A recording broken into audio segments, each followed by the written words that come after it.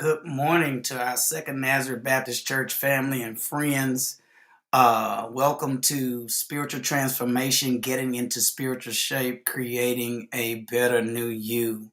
Pray that all is going well with you this morning and has been going good with you since the last time we were together. We come to study Matthew chapter 14. We're still in there, and we are talking about finding spiritual transformation in the book of Matthew. And let me tell you, this has really helped me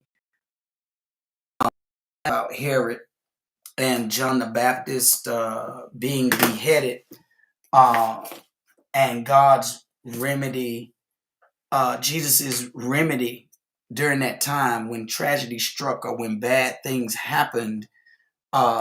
Basically what he did was, or what Jesus did when he heard the news concerning John, is he got away. He basically got alone, got into a private place, and he talked to God. That's what was Jesus's mechanism. And my thought is that is where we want to be. Everything that God will allow us to do, we want to be able to do that.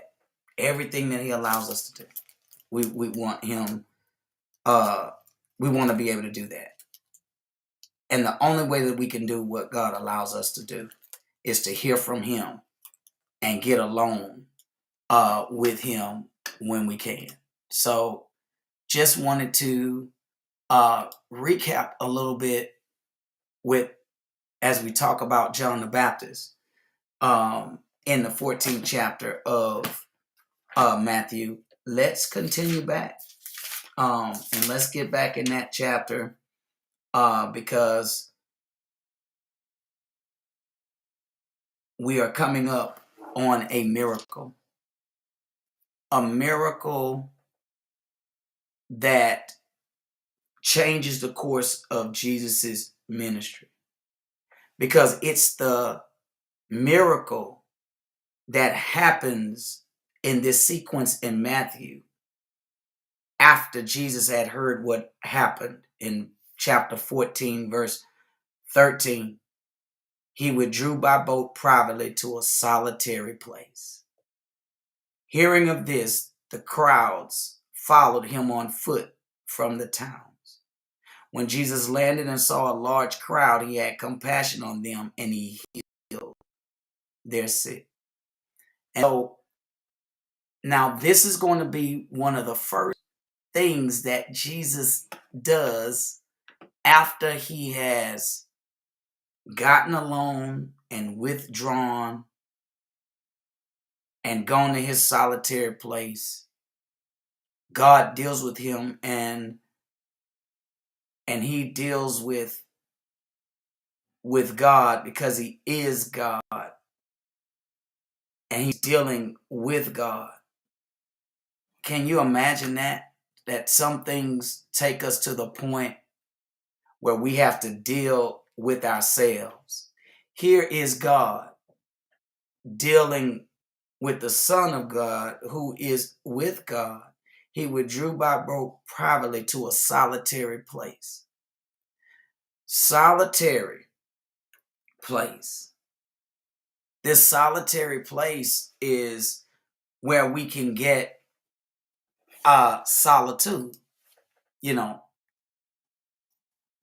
It's solitary place. And when we think about solitude, it's in one place, it's an uninhabited place or a lonely place. Some definitions would tell you that it is the state or situation of being alone. how could uh being alone really be being alone in the life of a Christian? So I get that. But we're not talking about a lonely place that's solitary. Loneliness is being alone and not liking it. That's a feeling. But then when I read it, and as it says solitary place, solitude is actually being alone. But when I find solitude, it means that I'm content because it's a choice. Loneliness is being alone and not liking it. I'm going to say it again. Loneliness is being alone and not liking it. But solitude is actually being alone, but I'm content because it's a choice. Jesus actually, when he heard what happened, he withdrew by boat privately to a solitary place. It was purposeful seclusion. He was cardoning him his self off. Solitude can be a friend. Loneliness is an enemy. Solitude is the place that sets one to dreaming, but loneliness brings us nightmares. Solitude brings beauty and a place where we can get some fresh air. It might be in a desert place, but that desert place is a place that I choose to go so that I can appreciate the beauty.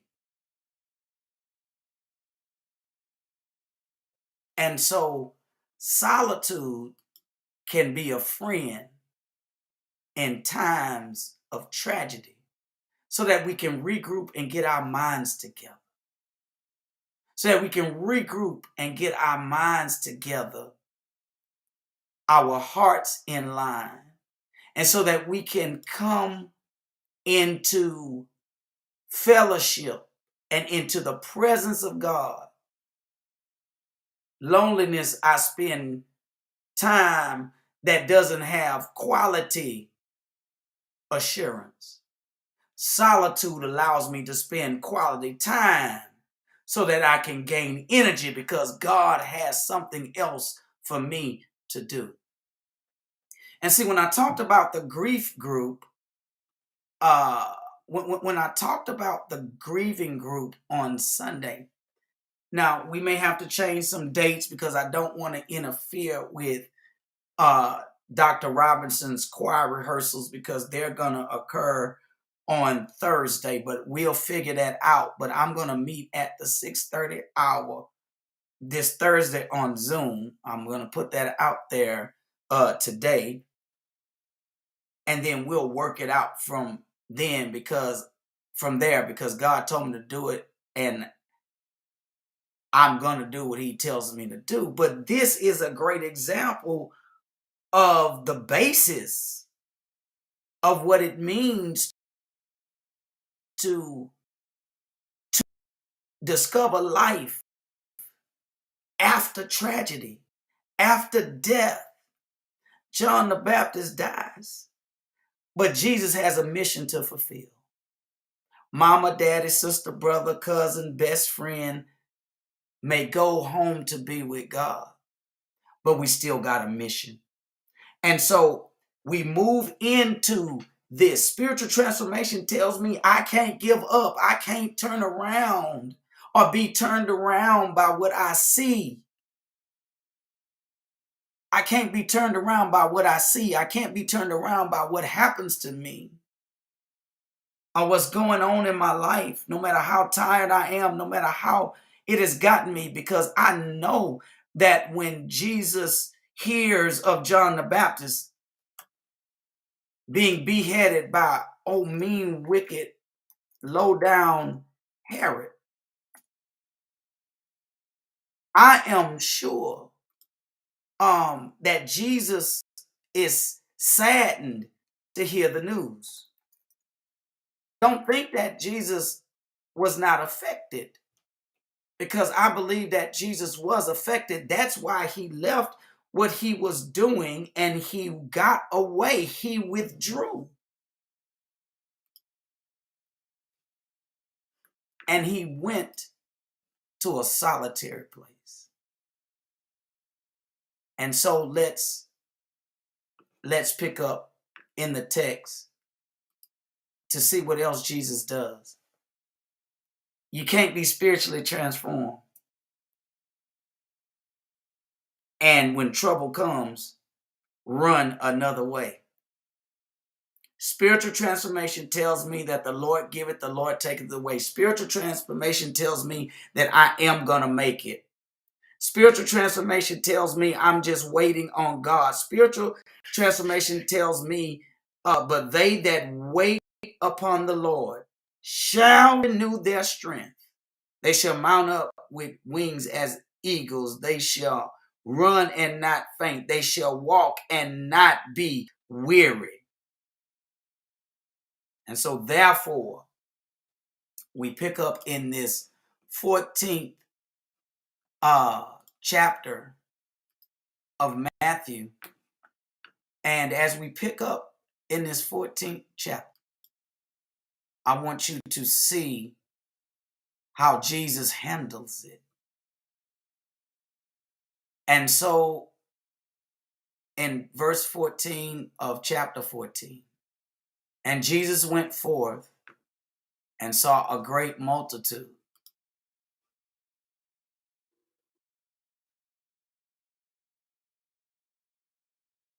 and was moved with compassion toward them, and he healed their sick.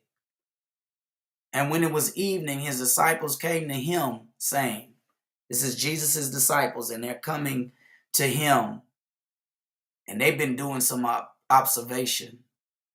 This is a desert place. So when Jesus gets away in solitude, he went to a place far away from the city. He just got out there to spend some time with God, but the people came. And the time is now past. Send these people away. Send the multitude away, that they may go into the villages and buy themselves victuals. Now, that means buy them something to eat simply. Let them go. Can I say it in today's vernacular? Let the service out. Go ahead on and give the benediction. It's getting late. And these people need to go on to the restaurants, because the restaurant closed at 10.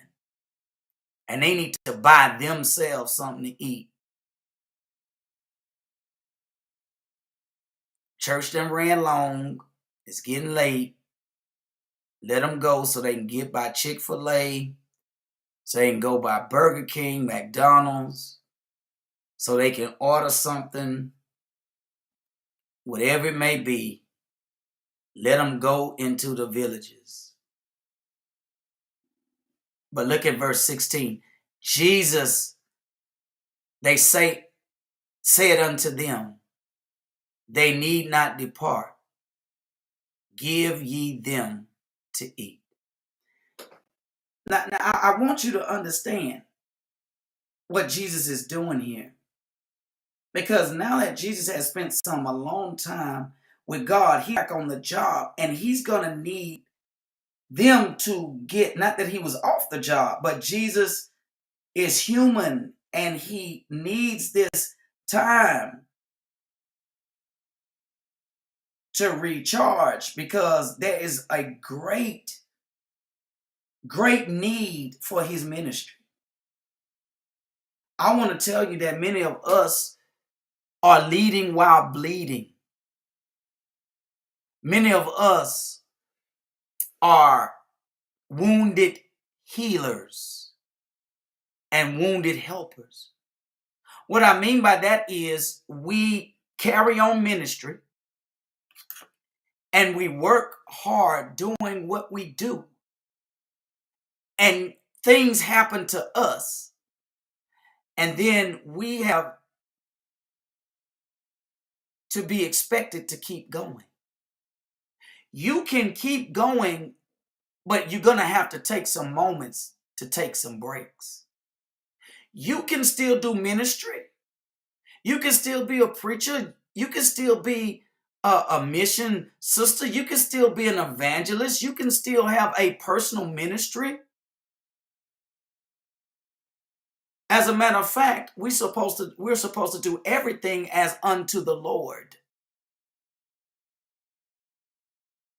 And so everything that we do is a ministry. The way we let somebody make it when they do something bad to us, that's a ministry.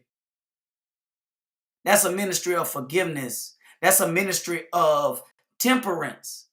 That's a ministry of I'm letting you make it because Jesus said.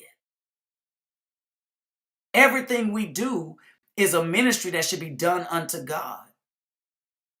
On your job is a ministry. The way you supervise your people, your work ethic, it's a ministry. If you got hiring or firing power, the way you bring on good people, the way you deal with people that break the rules with mercy and grace, maybe rehabilitate them. And if you can't, you may have to let them go.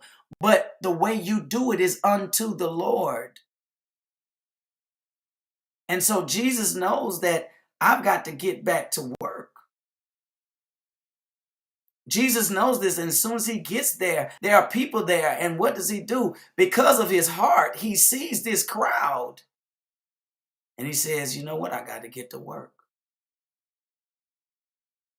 In verse 14, it says he was moved with compassion toward them. And look at what it says. Because of the love that Jesus has in his hearts, he heals the sick. And so he does this all day. And until the evening time, and his disciples say, look, send these people away. You done held this healing service too long. Let these people go so that they can go into the villages and let them go get their McDonald's, their Popeyes, their Bojangles. Let them go on and get that stuff. Because it's a lot of them. And I know you don't expect us to feed them. Jesus said to them, they don't have to go anywhere. You give them something to eat. That's what give ye them to eat means. You give them something to eat. And here are the disciples saying, now wait a minute. It's a lot of people here. You want us to feed them. And here's what goes on between verse 16 and 17. Now Jesus know that the kitchen is closed. We don't have enough stuff in the refrigerator to feed these people. We wasn't planning for this. We need to go on and send these folk home. But he said we gotta feed them. Well, let's look in the refrigerator, y'all. Let's look in here in the pantry. And when we look in this pantry, all we got, look at verse 17. All we have is 5 biscuits. Y'all know them biscuits that used to come from Red Lobster. Them little biscuits that nobody couldn't get enough of. We have 5 biscuits.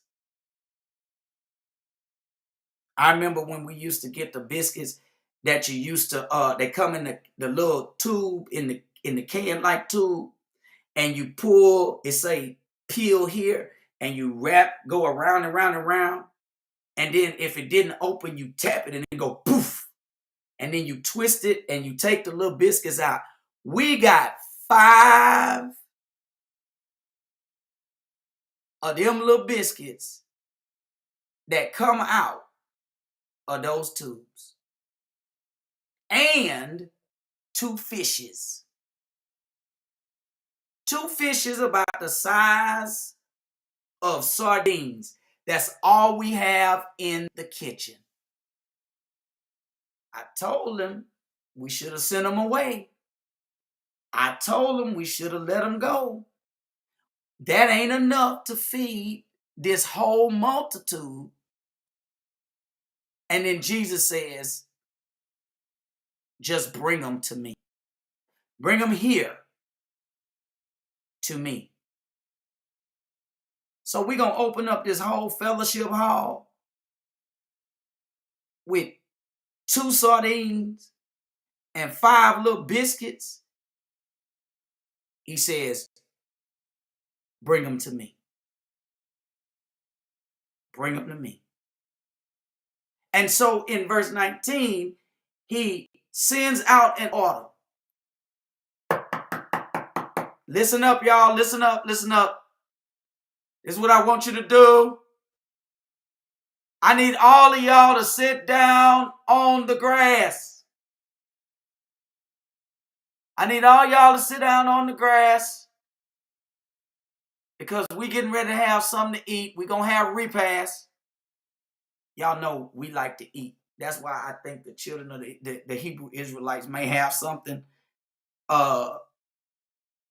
These must be some black people because we definitely like to eat.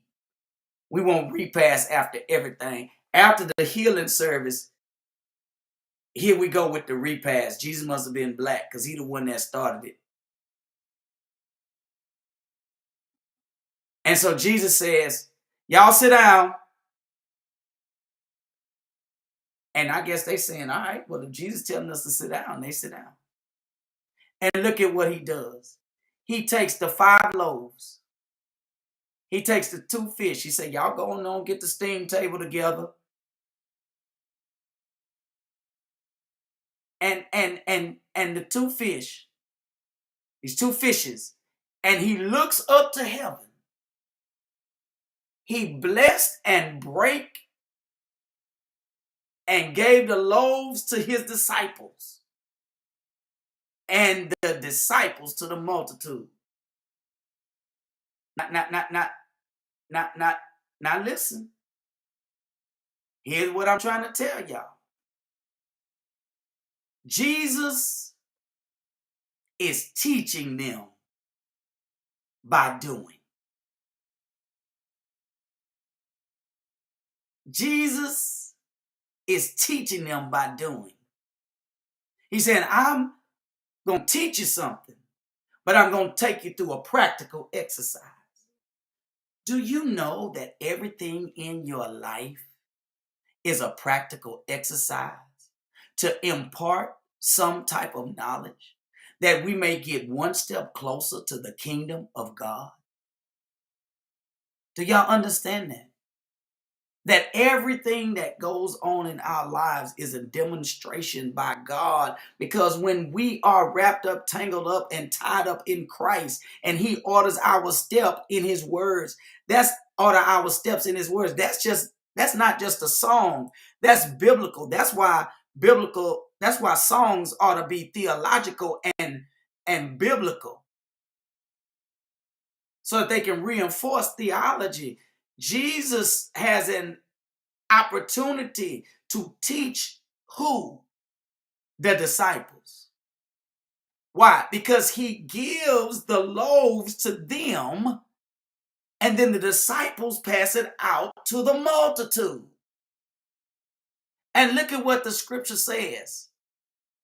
And here's the miracle. The miracle wasn't that there were 2 fish and 5 loaves there. The miracle wasn't to keep the people there. Jesus says There's a lot of people out here, they don't need to go home, but you are going to feed them with your hands. And they said to him, because there's some things that go on in between there in the other accounts where they went out, they surveyed the crowd, and the only person that brought their lunch along was a lad. He had 2 fish and 5 loaves.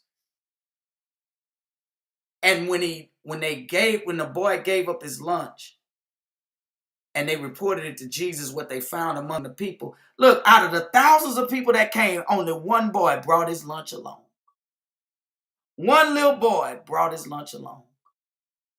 Out of thousands of people, he's the only one that had something with him to eat. Now, Jesus is Jesus. But just like he broke the fish and the loaves, y'all better listen. He could have rained manna down from heaven. He could have asked his father to rain down manna from heaven. There did not have to be anything there to start with. But Jesus is teaching a practical lesson. I've shown you that I'm the Messiah. I've been healing everybody, their physical need. Now these people are hungry. And I'm going to get their attention because I gave them the word. Now I'm going to get their attention. Because not only have I healed them, now I'm going to feed them. I'm going to fellowship with them. It's late, but there's still time for fellowship. Because even in my fellowship, when everybody relax, that's when they can absorb what I have. 5,000 men. But not only 5,000 men, that's just 5,000 men. But there were women and children also in the crowd. So this is more than 5,000. And Jesus says, now that I've healed you, I'm still teaching because there's somebody that needs this. And it's the people that are closest to me. Oh, let me tell you, it's not that the pew wants church to get out early. It's the leadership that wants church to get out early. The pew is getting what they need, but the leadership think they don't need anything. They already have everything that they need. Listen at what I'm saying. It's the pastor that's saying, look, we're going to preach these things, but these apostles or these disciples,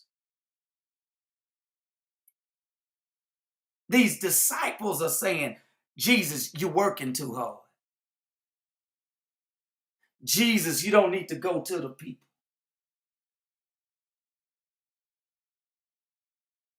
Jesus, you're taking too long.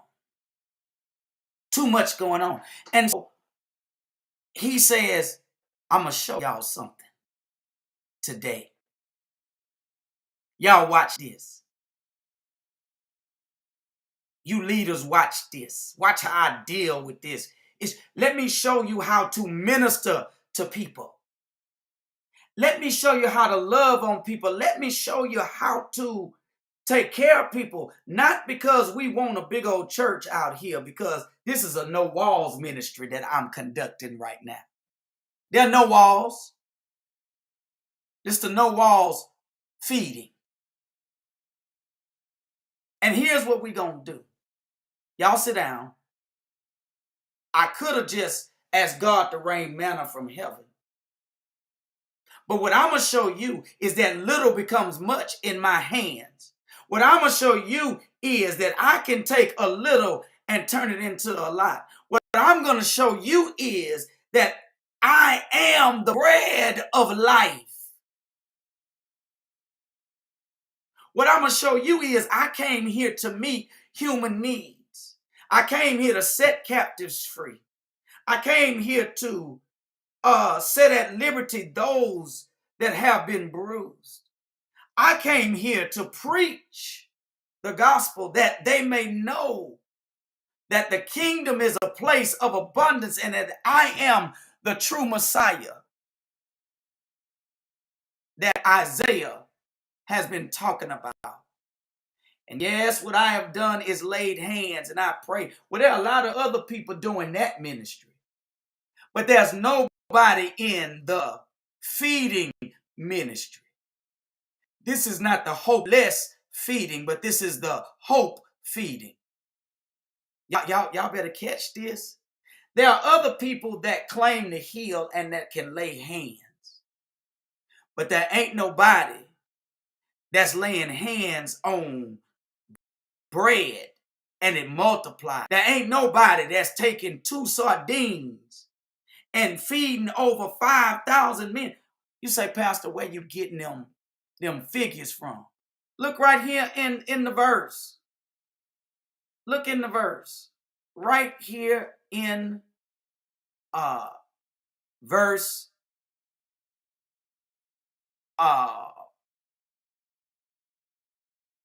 21. Look at this. And they that had eaten were about 5,000 men, besides women and children. Jesus has an opportunity to impact in this mega ministry. I've healed all those that need healing and are sick, but even the sick still need to be fed. And even the ones that brought the sick need to keep their sustenance and be fed too. I heal you, but now you need food for the physical body. You need to feed your physical man because your spiritual man has been healed. And a lot of people think that they don't need no rest from ministry. Jesus got his rest from ministry, but you can't just rest all the time. Jesus is busy being about his Father's business since he was 12 years old, talking to the lawyers and the scribes and the people that were in the temple. So guess what? Jesus shows us. I get recharged. Now I get back out there. Why? Because there are people that are dependent on this ministry. And I'm going to show them that this ministry is unique, that they can believe in this ministry, that they can have hope in their lives, that they will know that I am the Messiah and that they may glorify God. So look at what happens. Look at what happens. In verse 20, after he looked up to heaven, he blessed and brake it and gave the loaves to his disciples and the disciples to the multitude. He said, oh, I'm going to provide, but you are going to do the work. I could have rained down manna from heaven. I could have given them something out of nothing, but what I want them to understand is I can take what you have in the condition that you have it, and when it's in my hands, I can multiply it. Not only can I take your food, but I want to push it further. If you bring the little boy to me, I can take care of him too. If you bring your life to me, I will bless your life. But in order for you to see it, he also break. He blessed, he break, and he gave. He blessed, break, and gave. The cattle on 1,000 hills belong to the Lord. He looked up to heaven. He thanked God. He blessed, he break, and he gave. He blessed, he break, and he gave. He blessed, he break, and he gave. What does that mean? Everything belongs to God. Even the hills belong to God, and the cattle. The earth is the Lord, and the fullness thereof, and they that dwell therein. The cattle of 1,000 hills are his. But even the hills belong to God. The people that work, that populate the hills and the valleys, also belong to God. He blessed, he break, and he gave. Who did he give it to? His disciples. So that the disciples could give it to the multitude. What am I saying? God oftentimes breaks off of the blessings that he has stored up to give it to us that we may minister to others.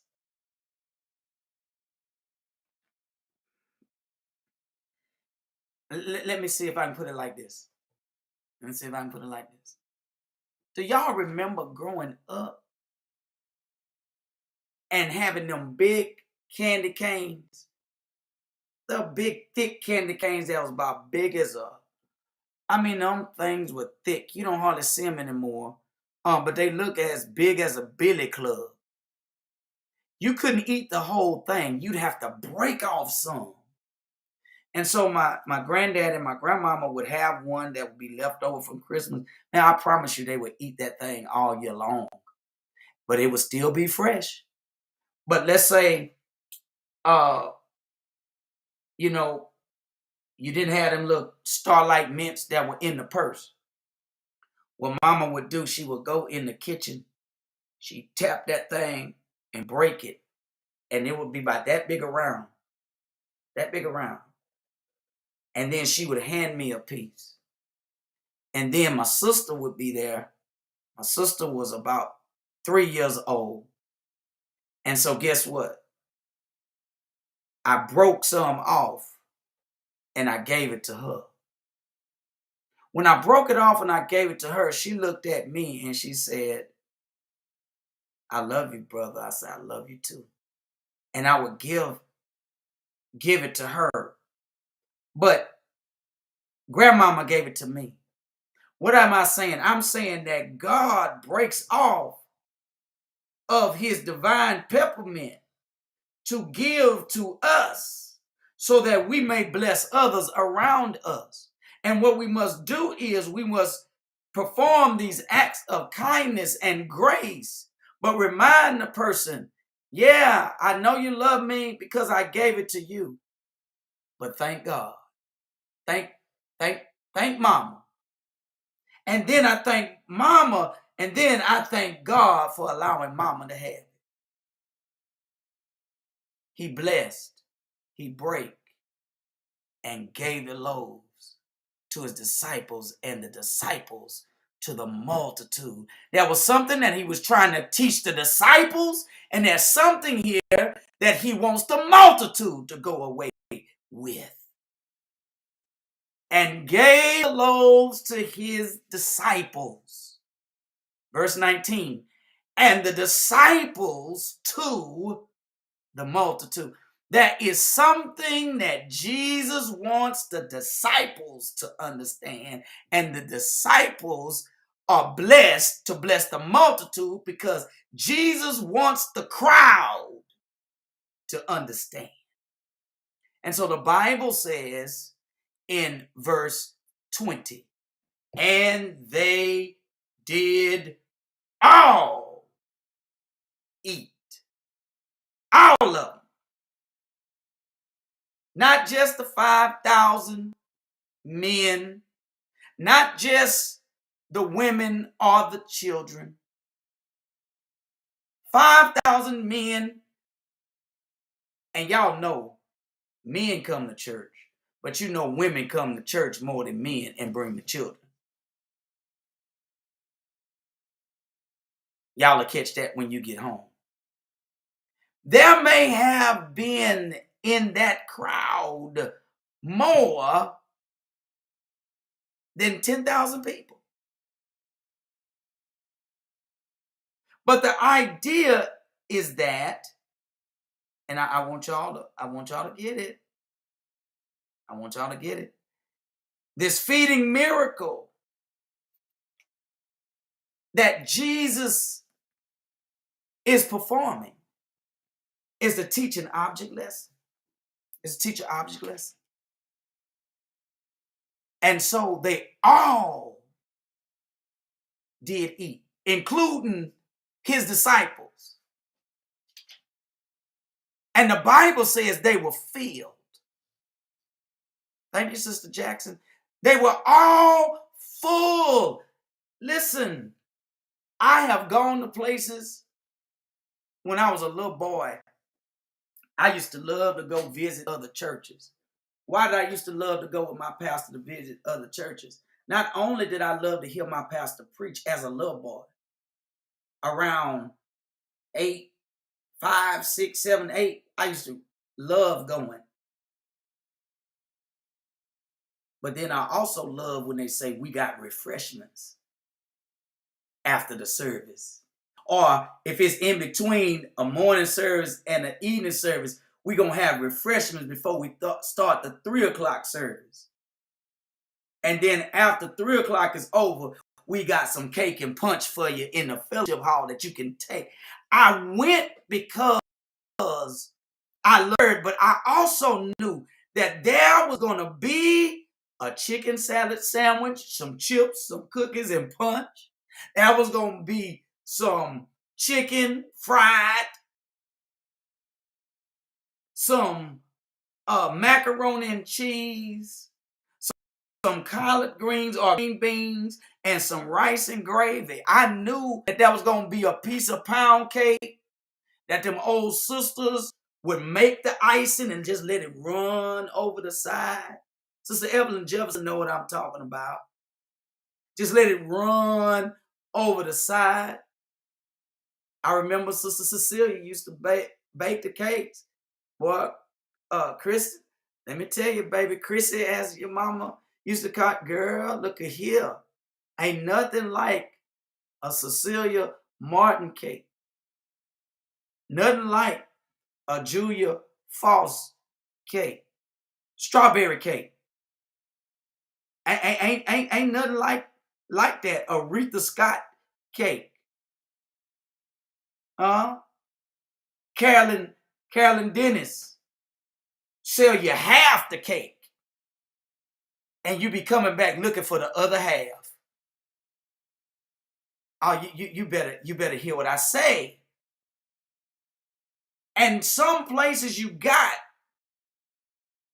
would arrive to, you could only take a plate, but you wouldn't get full. You eat it, but you wouldn't get full. And you start looking, they say, no, you can't come back. You done been in through once. Let somebody else get a chance. Or you go back and you say, y'all have anything left? I like that sandwich. You got another sandwich? No, baby, we out. You didn't never hardly get full. I realize it's not designed for you to get full. It's designed for you to get a little something till you can get home. Jesus didn't set this up. This is an outing. There's no barbecue pit. Because at one time, Jesus liked broiled fish. How do I know he liked broiled fish? How do I know that he liked his fish broiled? Because after the resurrection, he was on the beach and started a fire with the coals, and he had fish on the coals. Jesus liked baked fish, but guess what? He doesn't flame broil the fish here. So this was spontaneous. This wasn't planned. Many times people came over to the house and we got a little crowd, and mama say, well, we're going to have to eat round here. Let me see what I got in the kitchen. Jesus said these people, it's a lot of them. And the disciples say, it's a lot of them. Jesus said, I see them. But guess what we're going to do? We're going to feed them. Now, Jesus, wait a minute. Fellowship Hall closed. We can't do it. We don't have enough. We didn't go to Sam's. We didn't go to the chef store. We didn't go to the meat house.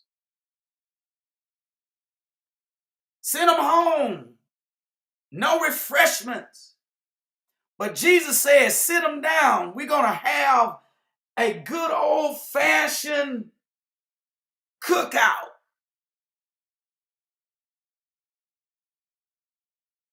And we're going to sit down. Not just sit down. But if you read the other narrative, it says in companies of 50s and 100s. You said to these people, look, do you know how much bread and fish you got to have to feed 5,000 men, women, and children? Do you know how much fish I would have to go and ask Miss Moultrie for on Gervais Street at Palmetto Seafood? Matter of fact, whenever you get a chance, when Palmetto open, you go in there, you get you some fish. Any kind of fish you want. But I'm going to tell you, Jesus says, I'm going to sit them down and I want y'all to feed them. You see this? And look at what verse 20 says. And they did all eat. They didn't get a sample that you get in Sam's. They didn't get a sample that you get when you go to Publix. They didn't do like the old folks used to do at the church. Them old ladies get in that kitchen and they say, all right, now go on. You got 2 cookies. You done been up here. Don't get no more. You done had 1 plate. Don't get no more. It says, and they did all eat and were filled, full. They didn't just get some teeny piece of fish and a pinch of bread. They had a plate and they ate. And what verse 20 suggests is that they got seconds, thirds, fourths, and fifths. They ate as much as they want. Jesus got a fish and bread buffet. That sounds like a fish sandwich to me. Jesus feeds them fish sandwiches. As many as they want. And they were filled. So Jesus sits them down. And they got unlimited all-you-can-eat fish sandwich buffet in the middle of a desert place. It's the equivalent of having a McDonald's in the midst of the desert. Man, let me tell you something. I was stationed out at Fort Irwin, California in the early 90s. And it's 40 miles from Fort Irwin's gate to the city of Barstow, California. And there is a train that's a classic. It sits on the track. But it is a vintage McDonald's that's in a railroad car. But what distinguishes it is you can see the golden arches and they light up at night in the desert. And all you say to yourself is, I can't wait till I see the golden arches. Jesus, what Jesus does here with this buffet in the desert, it's like having a golden corral in the desert. It's like having a Denny's in the desert. It's like the Golden Arches when I was 20 years old. I was 19, going on 20 years old. I was driving a white Cadillac Sedan DeVille with blue leather interior. I didn't have no rims on it. I had wide spokes with the Cadillac symbol in the middle. And I kept them spokes clean because they really hubcaps. And I would go to the Golden Arches. And y'all know what I was looking for. Some hot French fries with no salt and a couple of packs of ketchup. Lord have mercy. Lord have mercy. And when I got there, I knew I had made it. Jesus sets up his man, no water. He sets up his fish and bread. He sets up his fish sandwich king franchise right there. And they kept taking sandwiches. And as one sandwich was taken, another sandwich appeared. As he took another sandwich appeared. As a little boy came, got a sandwich, a little girl came, got a sandwich, another sandwich appeared. And it kept on appearing until they all got full. And look at what verse 20 also says. Once they got full off the fish sandwich, now you really got to hurry up. That's why I think they put it all in the same verse, because once we eat, we get the itis. So they had to hurry up. That's why it's in verse 20. They couldn't take it to 21 because they had to hurry and clean up because everybody is full. They reclining back.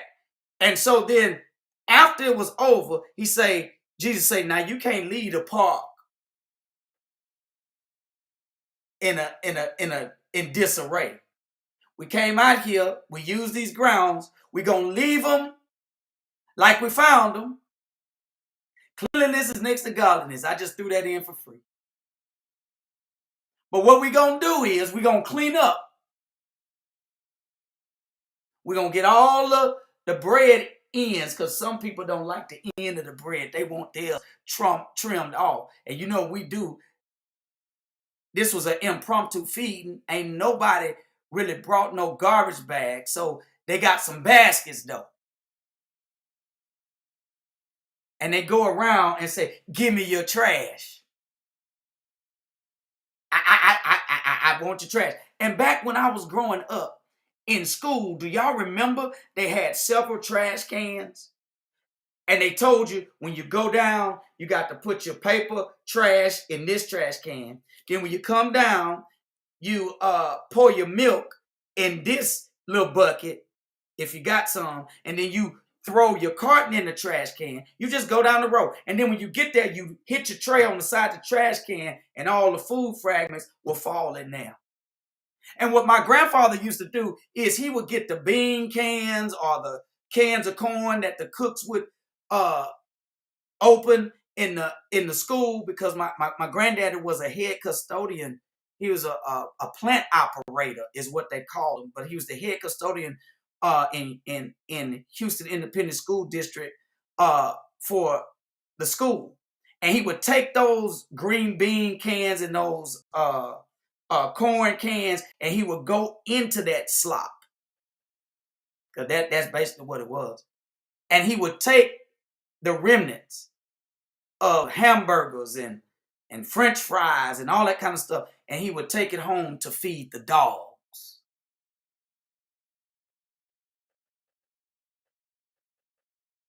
But that kept the cafeteria clean. See, back in the day, children helped with the process by bringing a tray. And then what you do, once your tray was empty, you go to the window, and what did you do? You took your fork, your spoon, and you put it in a bowl that had dishwater in it already made, and you drop it in there so it could soak. while they were washing. See, that's what we did back in the day in school. They don't do that no more. The custodian pick up after the children. They too good to pick up. But I digress. Here is the thing. And they took up. Who is the they?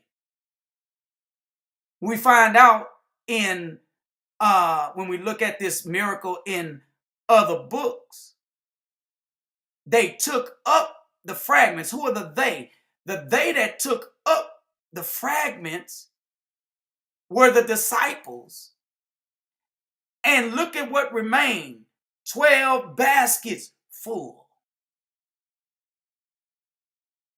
12 baskets for 12 disciples.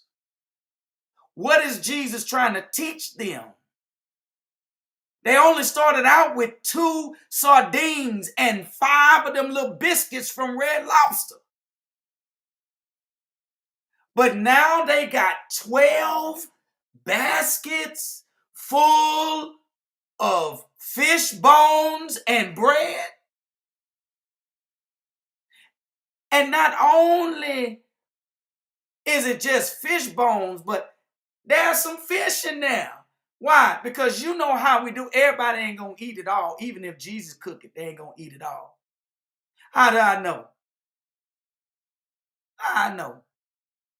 Because Jesus gave it to us now. He blessed us to have a job to earn so that we can buy food. And we are so wasteful. We throw away more than we ever eat. This thing just started in our day. And at what happened? He got 12 baskets of fragments. Why do we have these 12 baskets of fragments? Because he's got 12 disciples that he's got to teach. He got 12 disciples that are not sure. He got 12 baskets because he's trying to teach them who he is. They got 12 baskets. Each one has their own basket to look at and to say, my God, this came from Jesus. This is a miracle. Little becomes much in the hands of God. I want you to imagine what God can do with your life if you put it in his hands. What God can do for that husband, that woman, that child, that drug addict, that alcoholic, that person who won't listen, that person who is headed into a dead-end street, as my grandfather said, that person who has been broken, that person who is grieving, that person who is sad, that person who doesn't know what direction they need to go in. If you put their lives in his hands, imagine what he can do with it.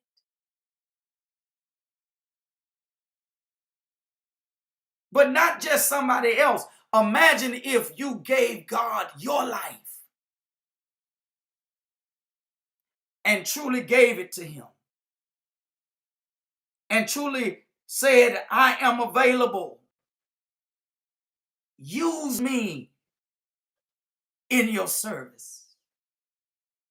Whatever you need, whatever you want from me. I don't have much, but such as I have, I give to you. I don't have much money, but the money I do have, you gave it, and I'm going to give it back to you. Because when I invest in the kingdom, I realize that little becomes much. There ain't no bank that you can put your money in that'll give you the type of return that Jesus will give. There ain't no financial institution. There ain't no annuity that can give you a better return or a dividend when you invest in the kingdom. That's why you ought to pay your tithes. That's why you ought to give unto the Lord, because it says it's more blessed to give than to receive. He says, let me tell you what I'm going to do. Oh, y'all better hear me. Press down. Come on. Shaken together, and running over. That's what Luke 38 says. Press, given it shall be given unto you, good measure. Press down. That means push down. Shaken together. And running over. Shall men give into your bosom. I'ma allow those you bless. When you bless me, then I'm going to allow men to bless you.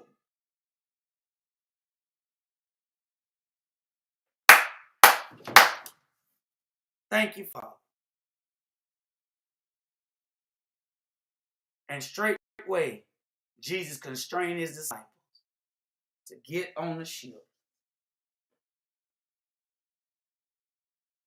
and go with him to the other side. And he sent the multitudes away. Watch this. But they wasn't hungry.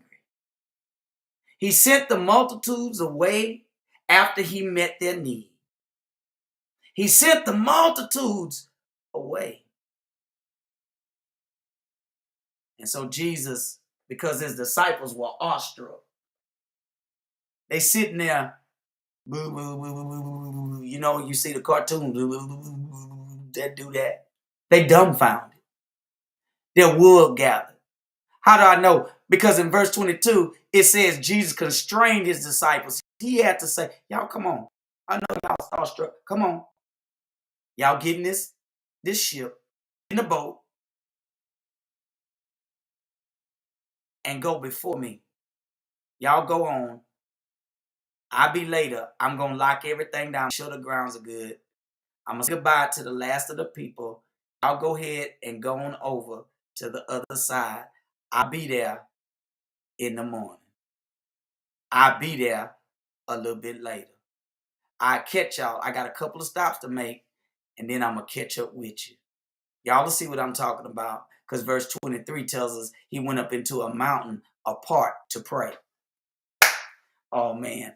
This is going to get good, but guess what? I can't get it all right now. I got to come back tonight. I'll see y'all tonight at 6:30, but I want you to know little becomes much in the hands of God. Oh, my God. What a lesson. What a lesson this is. What a lesson this is. What a lesson this is. What a lesson this is. Them disciples don't know what hit them. All they can say is, Jesus. Ooh, Jesus. Ooh, look at Jesus. Jesus. Look at Jesus. All right, y'all. All right, y'all. I know. It's good stuff. Good stuff. It's good stuff. Look at Jesus. Thank you, Father, for reminding me, even in this hour, got to keep my eyes. Jesus. Y'all keep looking up. Y'all keep looking up. Y'all keep looking toward Jesus, the author and finisher of your faith. I'll see you at 6:30, Lord willing. God bless you. I love you. And remember, God has already said it's going to happen. You can bank on it because it's already